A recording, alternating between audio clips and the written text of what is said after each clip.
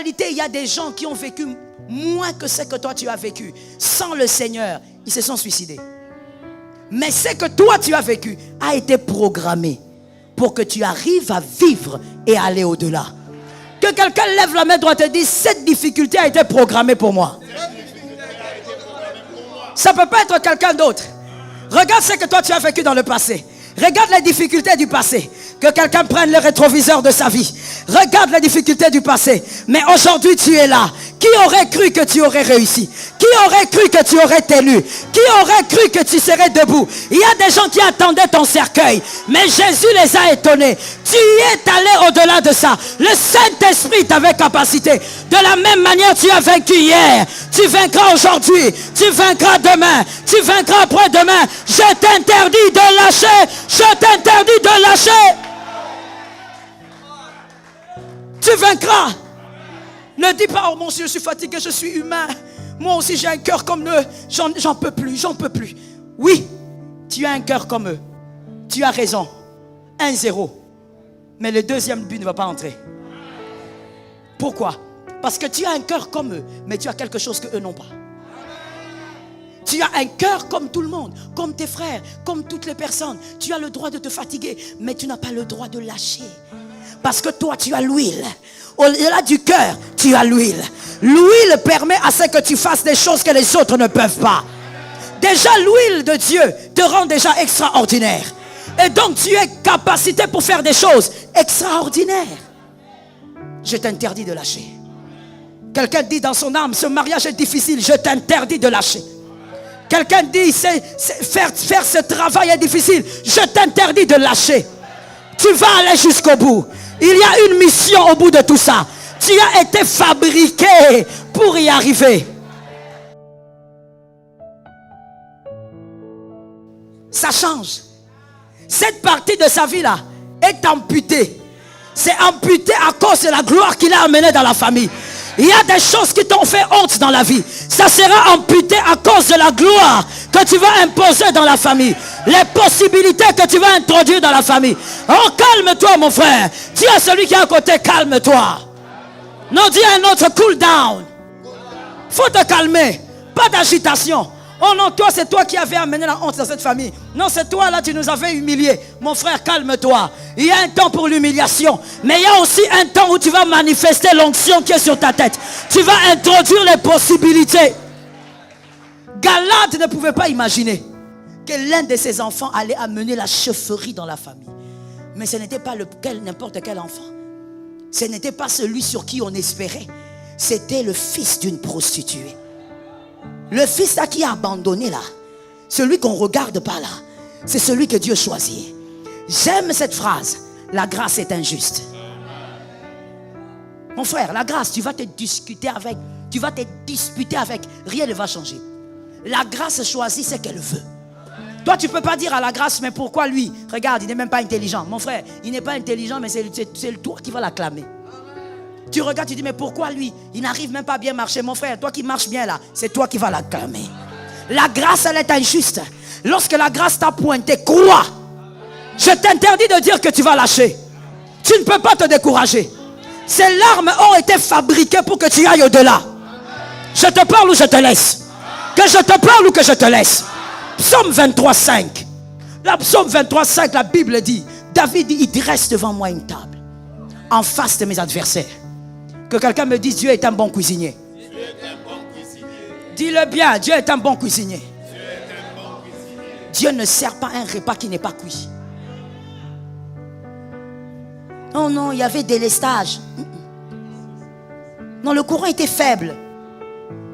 Dieu est un très bon cuisinier. Quand il dresse une table, c'est que David, tu vas manger.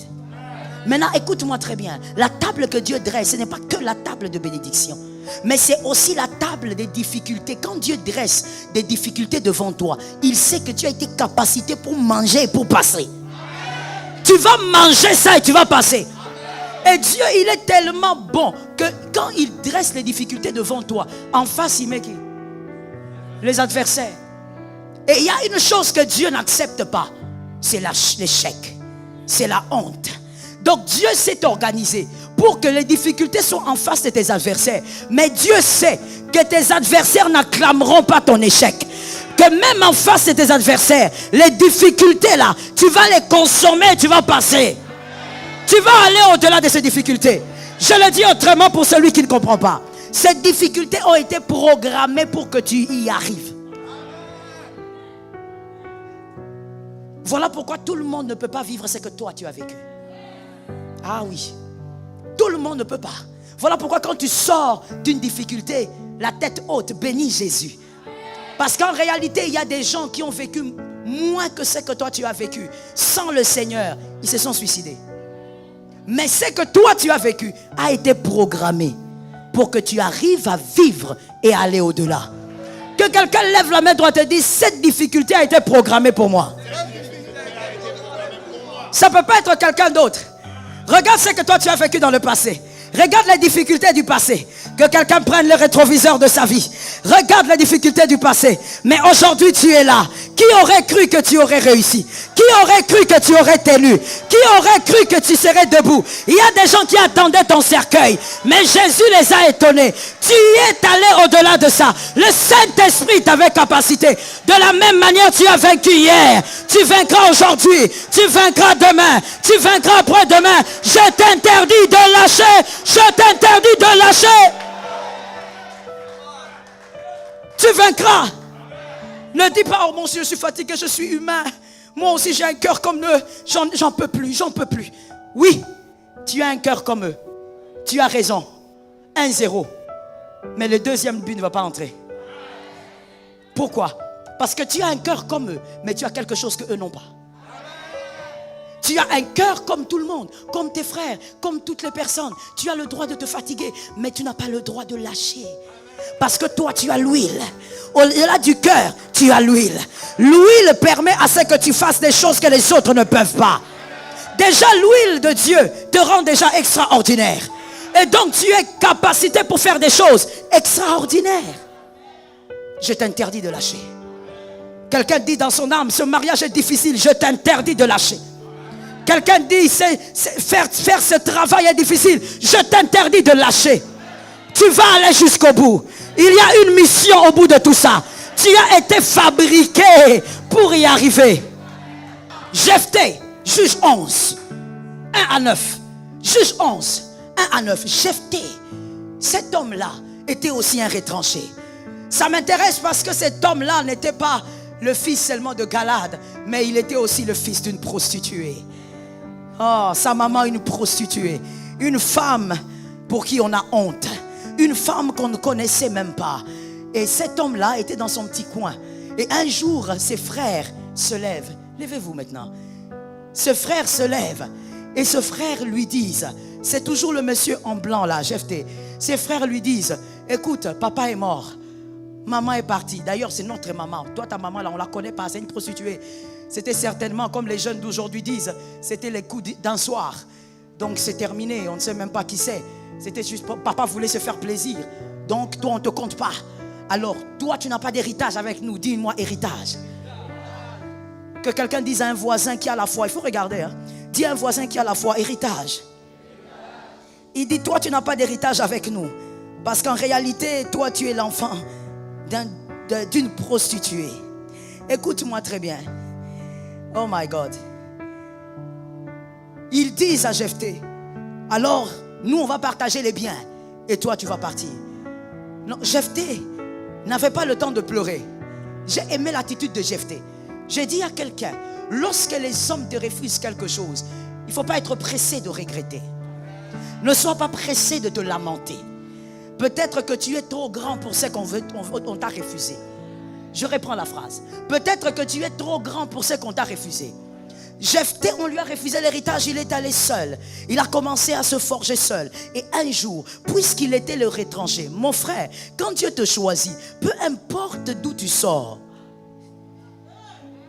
que tu sortes d'une prostituée, que tu sortes de l'Odébar, que tu sortes de derrière les brebis, que tu proviennes de ces Jéthro, quand Dieu t'a choisi, c'est lui qui l'a choisi.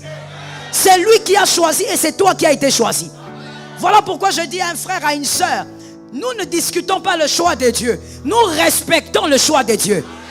Tu as été choisi par Dieu et donc le Seigneur t'a retranché du milieu de tes frères. Jephthé va à côté et un jour les anciens cherchent Jephthé. On dit à Jephthé, il y a un problème, on est en guerre, tu dois nous soutenir. Mon frère, quand tu as été choisi pour sauver, Dieu va créer le problème. Qui a entendu ça se tomber sur lui? Quand tu as été choisi comme une réponse, Dieu crée. Je ne dis pas le diable, je dis Dieu. Dieu va créer un problème. Et ce problème va susciter ta présence. On vient, on appelle Jephthé. Jephthé dit, écoutez, une condition. Si j'arrive à vaincre, je deviens votre chef. Je dis à une personne, lorsque tu es un retranché, tu es un oint de Dieu, tu es un élu, tu dois fonctionner par l'intelligence. Est-ce que quelqu'un m'entend? Tu dois fonctionner par l'intelligence. N'aie jamais raté tes opportunités quand elles se présentent à toi. Organise-toi toujours pour les avoir. Et lorsqu'il gagne la bataille, Jephthé devient chef. Maintenant, écoute-moi bien mon frère. Jephthé devient chef dans une famille où il n'y avait que des héritiers, il n'y avait pas de chef. Il y a des familles où votre part, c'est seulement l'héritage. Vous mangez seulement ce que papa avait produit. Vous buvez seulement ce que papa avait travaillé. Mais bien aimé, Dieu maintenant s'organise pour que quelqu'un qu'on ne regarde même pas soit capable de créer un pont dans une famille. Que dans cette famille, les enfants de tous ses frères disent, nous sommes de la famille d'un chef. Je dis à quelqu'un, quand tu as été choisi, Dieu fera de toi celui qui crée les possibilités. Ça devient possible aussi que eux disent, nous sommes les petits frères. Tu as bien parlé. Il ne faut pas rêver dans la présence de Dieu. Il faut capter les choses spirituelles. Quand tu captes, ça vient, ça se positionne chez toi. Je dis à quelqu'un, le petit frère était capable de dire, je suis le petit frère de qui? L'homme et l'homme. L'homme et l'homme. Que quelqu'un me dise l'homme et l'homme. Voilà pourquoi je t'ai toujours dit, quand tu avances avec Dieu, ne regarde pas en arrière. Celui qui ne croit pas en toi va croire demain. Celui qui ne fait pas avancer avec toi avancera un jour. Celui qui ne veut pas marcher avec toi t'acclamera même sur le chemin. Arrête de te décourager par les hommes qui te découragent. L'homme reste l'homme. Les petits frères maintenant, ou même les grands qui étaient dans la famille, n'en avaient plus dit. Jephthé, c'est notre petit frère, fils d'une prostituée.